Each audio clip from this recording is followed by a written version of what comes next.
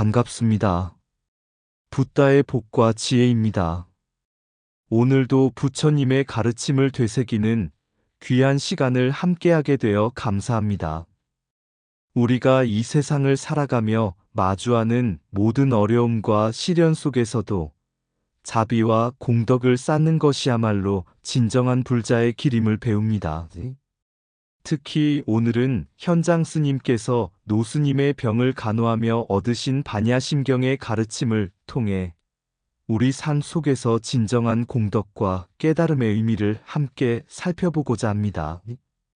부처님께서는 언제나 우리에게 자비와 겸손, 그리고 정성을 강조하셨습니다.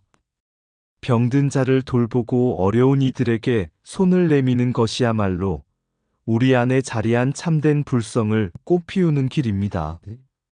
오늘 영상이 여러분께서 삶의 여정에서 참된 지혜와 자비의 마음을 더욱 깊이 새기는데 작은 등불이 되기를 바랍니다. 자, 그럼 노스님의 병을 간호한 공덕으로 반야심경을 얻었다. 그 여정을 함께 해볼까요? 옛날 현장 스님께서 인도로 가는 긴 구법의 여정을 떠나던 중이었습니다. 그 길은 험난하고 많은 어려움이 있었지만 스님은 부처님의 가르침을 얻겠다는 간절한 마음으로 묵묵히 걸음을 이어가고 있었습니다. 어느 날 스님은 한 외딴절에 머물게 되었습니다. 그곳에는 병으로 고통받는 노스님이 계셨습니다. 아무도 그를 돌보지 않아 절의 공기는 무겁고 슬픔으로 가득 차 있었습니다. 노스님을 본 현장 스님은 더 이상 길을 떠나지 않고 그곳에 머물며 노스님의 병을 간호하기로 결심하였습니다. 3개월 동안 현장 스님은 정성으로 노스님의 약을 짓고 음식을 준비하며 하루도 빠짐없이 간병하였습니다. 스님의 따뜻한 손길과 진심 어린 정성 덕분에 노스님은 조금씩 기력을 되찾아 마침내 완전히 병에서 회복되었습니다. 노스님은 깊은 감사의 마음으로 현장 스님께 말씀하셨습니다. 스님, 당신의 자비와 헌신 덕분에 제가 새 생명을 얻었습니다. 떠나기 전 제가 가진 가장 귀한 것을 드리고 싶습니다. 노스님은 현장 스님께 한 권의 경전을 건네주며 말했습니다. 이것은 반야심경입니다.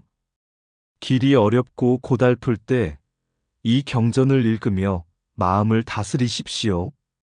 부처님의 불가사의한 가르침이 당신의 길을 인도할 것입니다. 현장 스님은 그날 이후 반야심경을 매일 외우며 17년 동안의 구법 여정을 이어갔습니다. 어려움에 부딪힐 때마다 반야심경은 그의 마음을 지켜주는 등불이 되어 주었습니다. 결국 스님은 무사히 인도에서 부처님의 가르침을 배우고 고국으로 돌아와 그 지혜를 널리 전파할 수 있었습니다. 이 이야기는 우리에게 자비와 헌신이야말로 가장 큰 공덕을 쌓는 길임을 일깨워 줍니다. 노스님의 병을 간호한 작은 행동이 결국 부처님의 깊은 지혜와 연결되는 다리가 되었던 것입니다. 진정한 공덕은 타인을 향한 작은 정성과 마음에서 시작된다는 것을 기억합시다.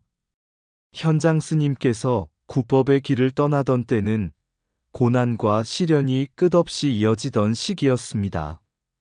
하지만 스님은 부처님의 가르침을 찾아 나선다는 일념으로 험난한 길을 마다하지 않았습니다. 어느 날 스님은 길을 가다 작은 산사에 도착하였고 그곳에서 깊이 병들어 고통받는 노스님을 만나게 되었습니다. 노스님은 홀로 남아 있었으며 돌보는 이 하나 없이 생사의 기로에 있었습니다. 현장 스님은 그 모습을 보고 더 이상 여정을 이어갈 수 없다고 느꼈습니다. 그리하여 머리 숙여 노스님께 말했습니다.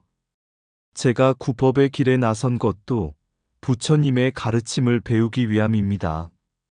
지금 이 순간 스님을 돕는 것이야말로 부처님의 뜻을 따르는 길임을 느낍니다. 저를 허락하신다면 정성껏 병을 간호하겠습니다. 그날부터 현장 스님은 노스님의 약을 지어드리고 음식을 만들어드리며 몸과 마음이 편안해질 수 있도록 모든 정성을 다했습니다. 단순히 육신의 병만이 아니라 스님은 매일 노스님께 자비와 연민의 마음으로 다가갔습니다. 3개월 동안의 간호 끝에 노스님의 병은 완전히 나았고 기력이 회복되었습니다. 노스님은 깊은 감사의 마음으로 현장 스님을 바라보며 말했습니다. 스님, 당신의 자비심이 저를 다시 살렸습니다. 이제 저는 당신께 가장 소중한 것을 드리고 싶습니다. 노스님은 작은 경전 하나를 꺼내 현장 스님께 건네며 말했습니다. 이것은 반야심경입니다. 이 경전은 부처님의 지혜를 간결하게 담은 보배와 같은 글입니다. 당신이 길을 가다 어려움을 마주할 때 이 경전을 외우며 마음을 다스리십시오. 부처님의 불가사의한 힘이 당신을 인도할 것입니다. 그 후 현장 스님은 반야심경을 마음에 새기고 매일 외우며 구법의 길을 이어갔습니다. 어려운 순간마다 반야심경은 스님에게 위로와 지혜를 주었고 결국 스님은 무사히 인도에 도착하여 부처님의 깊은 가르침을 배울 수 있었습니다. 반야심경의 핵심은 공의 지혜입니다. 모든 것이 비어있음을 깨닫고 고통과 집착에서 벗어나게 하는 가르침은 바로 중생의 마음을 자유롭게 합니다. 현장 스님께 반야심경은 단순한 경전이 아니라 부처님의 자비와 지혜가 담긴 생명의 등불이었습니다. 이 이야기는 우리에게 자비로운 행동이야말로 가장 큰 공덕을 낳는 길임을 가르칩니다. 타인을 돕는 정성에서 얻는 공덕은 우리의 길을 인도하는 큰 지혜로 돌아오며 그 지혜는 어려움 속에서 우리를 밝혀주는 등불이 됩니다. 타인을 위한 자비는 곧 자신을 위한 지혜로 돌아온다. 공덕은 주어진 것이 아니라 정성스러운 행동에서 스스로 이루어진다. 자비로움의 씨앗을 심으면 지혜의 열매가 열린다. 아픈 이에게 내미는 손길이 곧 부처님의 가르침이다. 어려움 속에서 지혜를 얻고 그 지혜로 다시 세상을 밝히라. 모든 중생을 위하는 마음이야말로 참된 공덕의 시작이다. 병든 이에게 자비를 베푸는 것은 세상에 부처님의 빛을 전하는 일이다. 반야의 지혜는 고통 속에서 진리를 발견한 자만이 얻는다. 타인을 돕는 순간 내 마음속 어둠도 함께 사라진다. 모든 생명은 연결되어 있으니 한 사람을 돕는 것이 세상을 돕는 것이다. 겸손한 마음과 자비로운 손길이 부처님의 길을 걷는 발걸음이다. 어려움 속에서 마음을 다스리는 이가 진정한 반야의 수행자이다. 고통받는 이를 위한 정성은 자신의 마음속 공덕을 채우는 길이다. 지혜는 공덕의 열매요. 공덕은 자비의 뿌리이다. 어두운 길 위에서 지혜를 비추는 등불은 바로 자비의 마음에서 온다. 옛날 어느 마을에 사람들이 존경하던 장로가 있었다. 그는 부유하지 않았지만 늘 사람들에게 베풀고 병든 자를 찾아가 위로하며 부모님을 정성껏 봉양했다. 그의 얼굴은 언제나 환한 미소로 가득했고 사람들은 그를 볼 때마다 마치 부처님의 모습을 보는 듯한 느낌을 받았다. 어느 날 한 젊은이가 장로를 찾아와 물었다. 장로님, 왜 사람들은 모두 다른 모습으로 태어나고 다른 운명을 사는 걸까요? 어떤 이는 행복하고 어떤 이는 고통 속에서 살지요. 왜 그런 차이가 나는 건가요?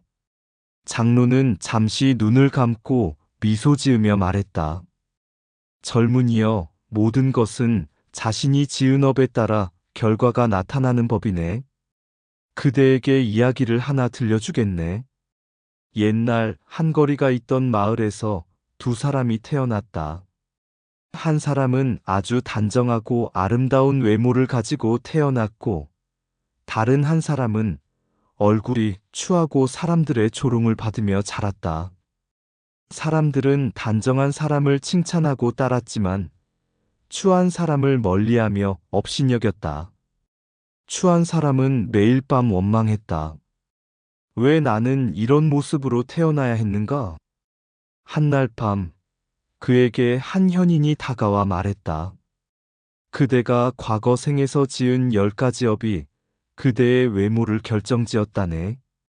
그대는 성을 잘 내고 다른 이들을 속이며 부모와 성인을 공경하지 않았고 부처님의 탑을 더럽히는 행동을 했네. 그래서 지금의 모습으로 태어난 것이지. 추한 사람은 그제야 자신의 업을 깨닫고 이제부터라도 선업을 쌓아야겠다고 다짐했다. 그는 부모를 공경하고 병든 이를 도우며 가난한 사람에게 나누어 주기 시작했다. 시간이 흐르자 그의 얼굴은 점차 밝고 단정하게 변해갔다. 마을 사람들은 그를 다시 보게 되었고 그의 이야기를 듣고는 모두 선업을 쌓는 삶을 살기로 결심했다. 또 다른 이야기로 부처님 당시의 제자인 한 비구가 있었다. 그는 늘 병자를 찾아가 간호하고 아무도 돌보지 않는 곳에서 봉사했다. 어떤 날 한 병든 비구를 찾아간 그는 하루도 빠짐없이 음식을 공양하며 위로했다. 그 비구가 회복된 후 그를 찾아와 말하였다. 그대가 쌓은 공덕은 한량 없으니 이는 부처님의 가르침을 실천한 증거라네. 이제 내가 그대에게 한 경전을 전하리니 어려울 때마다 이 경전을 외우면 큰 지혜와 자비의 힘이 생길 걸세. 그 경전은 바로 반야심경이었다. 그는 이 경전을 외우며 병든 자를 돕고 자신의 길을 흔들림 없이 걸어갔다. 그의 노력과 공덕은 많은 사람들에게 큰 울림을 주었다. 장로는 젊은이에게 이야기를 마무리하며 말했다. 이 세상에 일어나는 모든 결과는 우리가 행한 선업과 악업에 의해 이루어지네. 남을 돕고 공덕을 쌓는 자는 결국 행복과 평안을 얻을 것이며 악업을 쌓는 자는 자신이 지은 업의 결과를 피하지 못할 것이네. 부처님께서 말씀하시길 선업은 단정함과 밝음을 가져오고 악업은 추하고 어두운 결과를 남긴다 하셨다네. 젊은이는 그 말을 듣고 깊이 깨달아 자신의 삶에서 선업을 쌓기로 결심했다. 그리고 그날부터 부모를 공경하고 병든 자를 돌보며 자신이 할 수 있는 모든 선행을 실천해 나갔다. 부처님은 늘 말씀하셨다. 네가 지은 업은 언제나 너를 따라다니며 네가 걸어가는 길의 결과로 나타나리라. 그러니 지금 이 순간부터 자비와 지혜로 세상을 밝히는 씨앗을 심으라. 선업은 꽃과 같아 시간이 지나면 향기로 가득한 열매를 맺는다. 악업은 그림자와 같아 아무리 도망쳐도 끝내 자신을 따라온다. 다른 이를 돕는 공덕은 자신을 밝히는 등불이 된다. 병든 이를 간호하며 흘린 땀방울은 마음의 연꽃을 피운다. 타인의 고통을 덜어주는 손길은 자신의 삶을 청정하게 만든다. 부모를 공경하는 이는 세상을 바르게 하는 기둥이 된다. 악행은 순간의 쾌락을 주지만 그 대가는 생을 넘어 찾아온다. 자비로운 마음은 추한 얼굴도 아름다움으로 바꾼다. 선한 행위는 1000개의 금빛별처럼 길을 밝히리라. 병자를 돌보는 공덕은 부처님의 미소를 닮아간다. 겸손과 정성은 업장의 먼지를 씻어내는 물이다. 탑을 수리하고 공경하는 이는 자신의 내면을 세우는 것이다. 미워하는 마음은 불씨와 같아 결국 자신을 태운다. 선량한 사람에게 환희심을 내는 이는 축복의 씨앗을 심는다. 지혜의 길은 공덕을 쌓는 작은 실천에서 시작된다. 옛날 한 마을에 사나타라는 이름의 수행자가 있었습니다. 그는 평소에 다른 이들을 돕고 선행을 베풀었지만 마음 한구석에는 늘 자신을 남과 비교하며 시기심을 품는 버릇이 있었습니다. 어느 날 마을의 또 다른 수행자인 다르마가 사람들에게 큰 존경을 받는 모습을 본 사나타는 그를 질투하며 속으로 이렇게 생각했습니다. 저 사람은 나보다 더 나은 일을 한 적이 없는데 왜 사람들이 저를 더 칭송하지 않는 걸까? 나도 사람들에게 인정받아야 마땅하다. 사나타는 그날부터 다르마의 명성을 깎아내리기 위해 다른 이들에게 험담을 퍼뜨리기 시작했습니다. 하지만 그의 험담은 다르마의 덕행에 비해 얄팍하고 근거가 없었기 때문에 사람들은 오히려 사나타를 멀리하게 되었습니다. 결국 그는 스스로 고립되어 마음속 괴로움에 사로잡혔습니다. 어느 날 한 노승이 마을을 찾아왔습니다. 그는 사나타를 보고 다가가 조용히 물었습니다. 그대가 무엇을 잃었기에 그렇게 괴로워하고 있소? 사나타는 자신의 처지를 설명하며 다르마를 질투했던 이유를 고백했습니다. 그러자 노승은 이렇게 답했습니다. 남의 이익을 시기하고 그를 넘어뜨리려는 마음은 결국 자신의 마음을 넘어뜨리는 독약이요. 진정한 수행자는 타인의 빛을 축하하며 자신의 빛을 더 밝게 하는데 집중해야 하오. 만약 그대가 다르마를 질투하지 않고 그의 성공을 축복했다면 그대 역시 같은 공덕의 길에 있었을 것이오. 노승은 사나타에게 부처님의 말씀을 들려주었습니다. 남이 잘됨을 기뻐하고 남이 아픔을 겪으면 함께 아파하라. 이 마음이 모든 선업의 뿌리가 된다.